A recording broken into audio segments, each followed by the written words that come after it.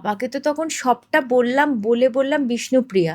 সুচিত্রা সেন করেছিলেন। আর আমার বাবা ম্যাড ফ্যান ছিলেন সুচিত্রা সেনের। আচ্ছা। মানে কিরকম একটা মনে হলো যে সুচিত্রা সেন বিষ্ণুপ্রিয়া করেছে, আমার মেয়ে করবে, আচ্ছা ঠিক আছে একটাই তো করবে। আচ্ছা। ওই একটা ছবি করতে করতে একটার পর একটা চলে আসলো আর কি। আর তারপর করতে থাকলাম, আর শোনার দরকার নেই, করতে থাকলাম। তবে হ্যাঁ, স্ট্রাগলটা আমার না, মানে ইন্ডাস্ট্রিতে মানুষের তো স্ট্রাগল করতে হয় কাজের জন্য।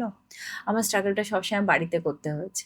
বিকজ আমার, মানে দেখো, পড়াশোনাগুলো একাডেমিক, আমার ধরো ক্লাস 10-এ যখন পড়ি তখন, তার মানে কি আমার মাধ্যমিক, higher secondary, graduation, post graduation সব কটা তো আমার ক্যারিয়ারের ওপর দিয়ে গেছে। হুম হুম। তো এবারে যখনই ধরো একটা পরীক্ষা আসছে, ফোন মানে ধরার তো কোনো প্রশ্নই নেই। বাবার হচ্ছে সোজা কথা, এখন 3-4 মাস পরে ওকে যোগাযোগ করবেন। ওই 3-4 মাস কিন্তু আমি প্রফেশন থেকে ছুটি হয়ে গেল আমার। হুম।